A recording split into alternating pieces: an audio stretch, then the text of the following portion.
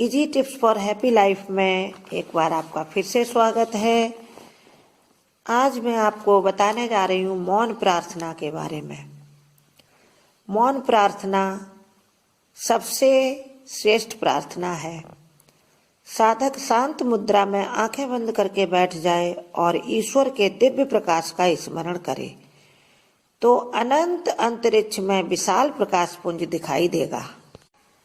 दोनों हाथ ऊपर की ओर उठाकर मन को नियंत्रित करके उस दिव्य आलोक में प्रवेश करने का प्रयास करें। भागते हुए मन को उस प्रकाश के केंद्र में स्थिर करें। यहीं से मौन प्रार्थना शुरू होती है। मौन प्रार्थना का अर्थ है अपने सकारात्मक विचारों को एकत्र कर किसी दिव्य प्रकाश युक्त बिंदु पर स्थिर करना। प्रार्थना में सबसे महत्वपूर्ण है आपका सकारात्मक विचार। विचार ऊर्जा है और ऊर्जा को ही एनर्जी कहते हैं। ऊर्जा का कभी नाश नहीं होता, केवल उसका रूप बदल जाता है। शायद इसीलिए संतों के आश्रम में चारों ओर इसी सकारात्मक ऊर्जा का क्षेत्र व्याप्त रहता है और मनुष्य जब उस वातावरण में प्रवेश करता है तो उस वातावरण की सकारात्मक ऊर्जा से स्वयं प्रभावित होने लगता है। उसे महसूस होने लगता है कि उसके अशांत मन को वहां बड़ी शांति मिल रही है।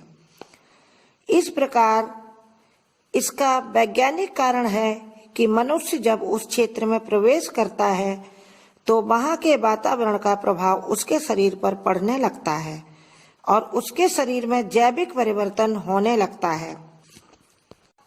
आज विज्ञान भी मानने लगा है कि विचार से पदार्थ प्रभावित हो सकते हैं।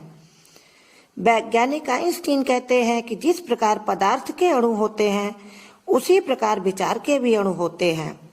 अगर पदार्थ के अणु जीवंत हैं तो विचार के भी अणु जीवंत होते हैं। हम जल में पत्थर फेंकते हैं तो तरंगें उठती हैं। इसी प्रकार जब हम किसी विषय पर विचार करते हैं तो वहां भी तरंगें उठती हैं। ये तरंगें पूरे वातावरण में उठती हैं जो अनंत दिशाओं तक फैल जाती हैं। ऐसा इसलिए होता है क्योंकि विचार अणु के समान स्थूल नहीं है, सूक्ष्म है और सूक्ष्म की कोई सीमा नहीं होती। अतः हम कह सकते हैं कि प्रार्थना में सबसे महत्वपूर्ण है आपका सकारात्मक विचार। मनुष्य किस भाव से, किस कारण से, किस कामना की सिद्धि के लिए मंदिर में बैठा है वह सब परमात्मा समझता है। क्योंकि मौन प्रार्थना में विचार प्रधान होता है। अतः हम सच्चे मन से मौन होकर उस परमात्मा से जुड़ें। वह हमारी सभी कामनाएं पूर्ण करता है। मौन का यही विशेष महत्व है। इसलिए यदि